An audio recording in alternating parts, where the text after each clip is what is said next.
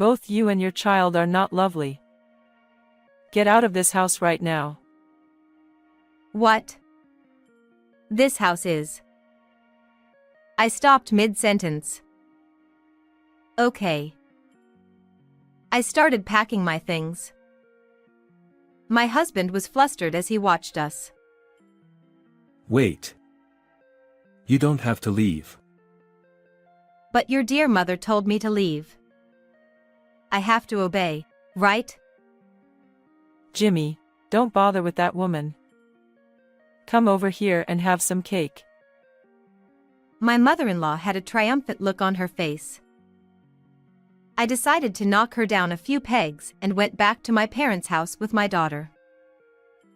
My name is Megan, a 34-year-old office worker. I got married to a man named Jimmy 2 years ago. Jimmy and I met through a popular dating app, and after a year of dating, we became a married couple. Although Jimmy was unreliable sometimes, he was a very kind and thoughtful man. When we were dating, he would look up restaurants I wanted to try and plan our dates in advance.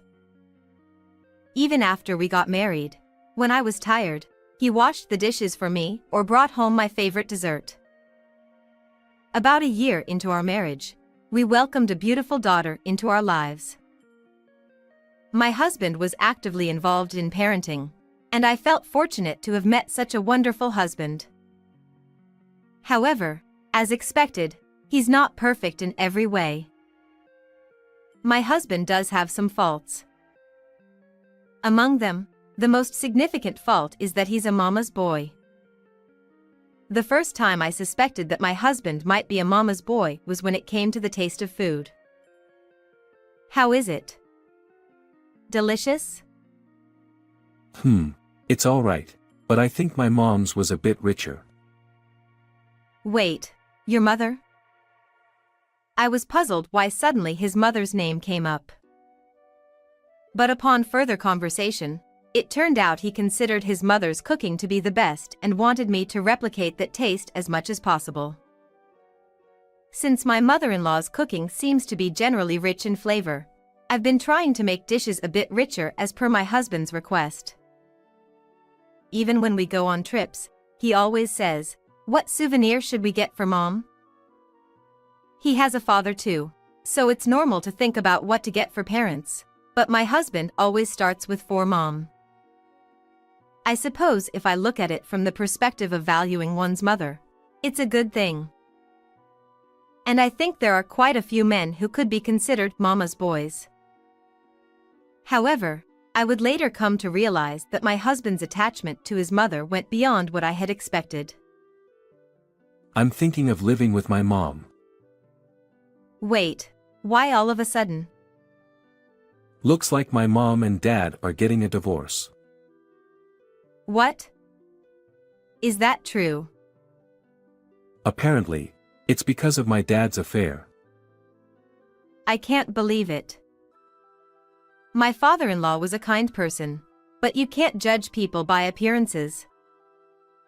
It's really cruel to leave my mom alone, and besides, if we live together, she can help take care of our daughter. That does make sense. I'm currently on maternity leave, but with my mother-in-law's support, I might be able to return to work sooner. But I felt a bit uneasy about it. Does my mother-in-law really like me? Will we get along living together? I shared my honest feelings with my husband. Then my husband said, "Don't worry, it'll be fine. My mom has been praising you." I was surprised that my mother-in-law had been praising me. That fact made me happy, and I started thinking that we might get along well even living together.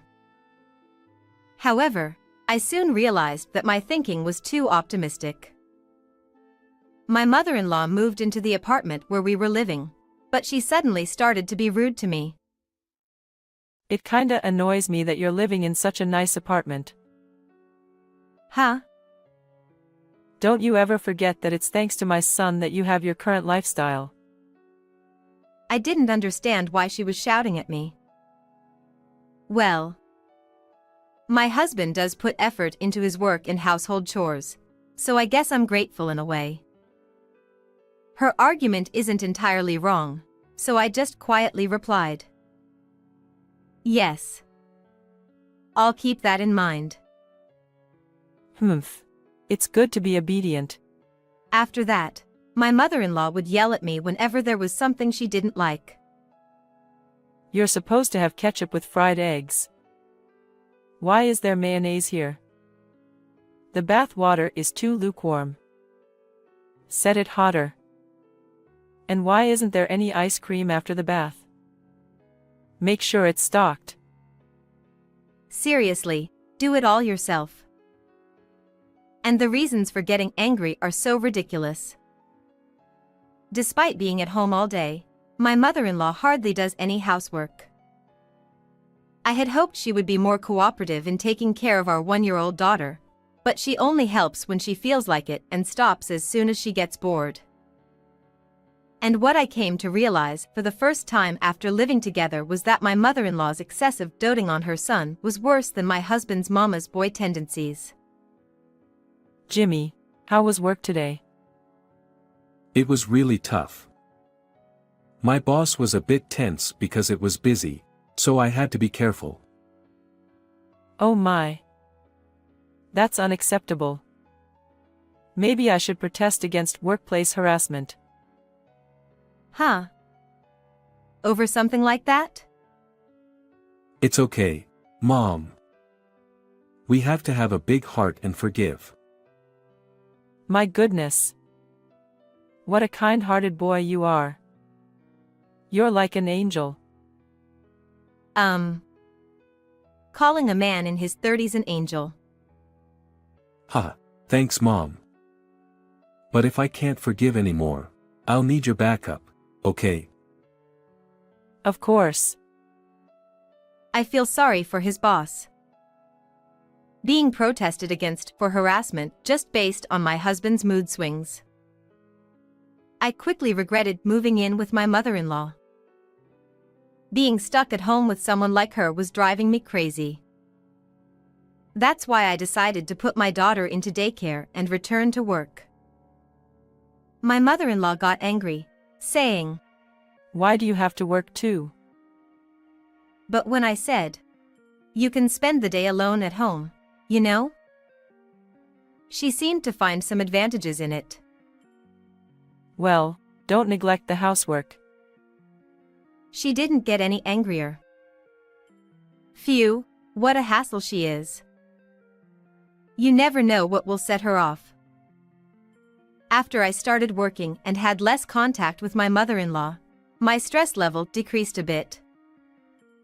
But around a year after we started living together, another problem arose. It happened to be our daughter's 2nd birthday that day. We prepared cake, presents, and everything to celebrate, and we had a family birthday party for our daughter. However, our daughter had recently entered the terrible twos phase. It was perhaps the peak of it on her birthday. Look. It's a present. Open it up. My mother-in-law handed the gift to my daughter. No. But my daughter knocked it away.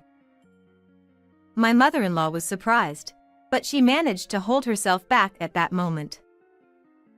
Then, thinking that maybe the cake would work if the present didn't, my mother-in-law scooped up a bite of cake with a fork and tried to feed it to my daughter. Here you go. It's your favorite chocolate cake. No, I don't want it. But my daughter pushed it away with her hand once again.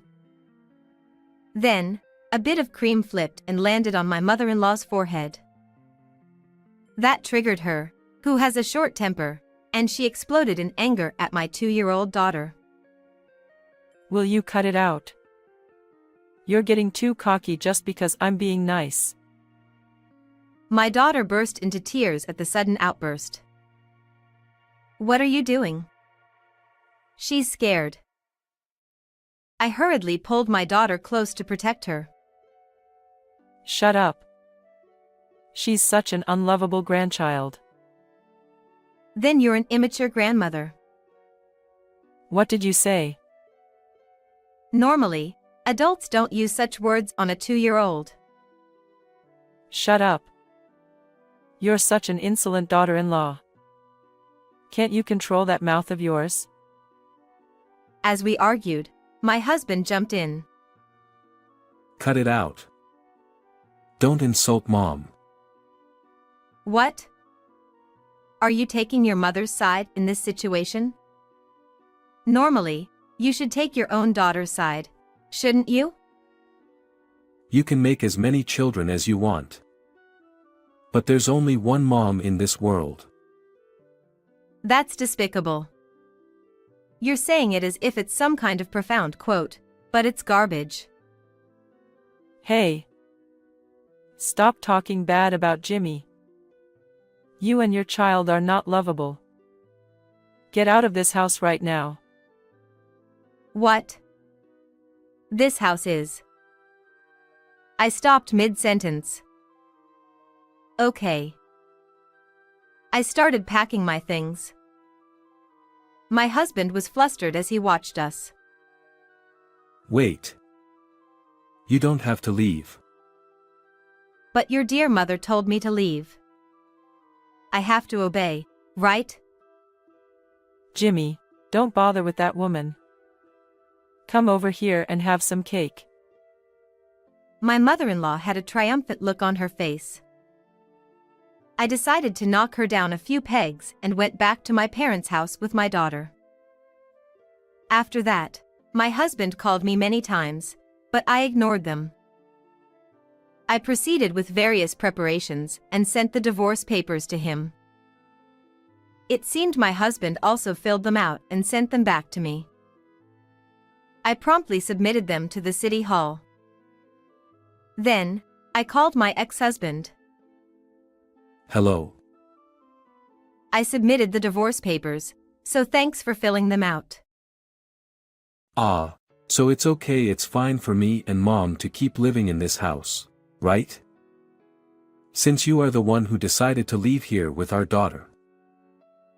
Fine by me, as long as you pay the rent properly. Well, of course I will. This apartment is rented under your name, so I was a bit worried when you moved out the other day. But if I think about it calmly, all I need to do is change the name on the lease, right? Thanks for providing a comfortable living space for me and Mom. That's good to hear. By the way, how much is the rent here? All right then. How about $1,500 for the rent? What are you talking about? Stop joking and tell me the actual rent price. I'm not kidding. Because I'm the landlord. We talked about this when we got married, didn't we? I made quite a bit of money from stocks in the past, and I used that to buy that apartment. You just assumed it was a rental property. My ex-husband seemed to be completely stunned and fell silent. If $1,500 for the rent is too much for you, I'll put it up for sale properly. That apartment will sell quickly. Wait. If you do that, where will my Mom and I live? I don't know. Just leave quickly. Otherwise, I'll report it to the management company. With that, I hung up the phone. Then I blocked my ex-husband's number. Afterwards, I demanded child support payments from my ex-husband through a lawyer. According to the lawyer, my ex-husband lost so much weight. Well, it must be mentally and financially tough to support both my ex-mother-in-law and pay child support.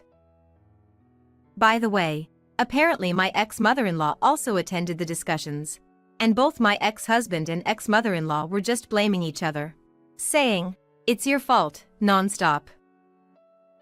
It's surprising how quickly the relationship between such a closely knit parent and child can fall apart when money and a lavish lifestyle are lost. Or rather, Perhaps they were just only superficially connected. Well, it doesn't really matter to me anymore. On the other hand, the apartment sold for unexpectedly high, so I've saved all of it for my daughter's upbringing.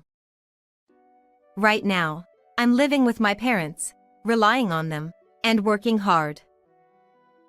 I want to be in a relationship again at some point, but right now, my top priority is earning as much as I can for my precious daughter. Oh, but in the future, I'll make sure not to become too overbearing or excessively indulgent with my daughter, taking my ex-mother-in-law as a cautionary example.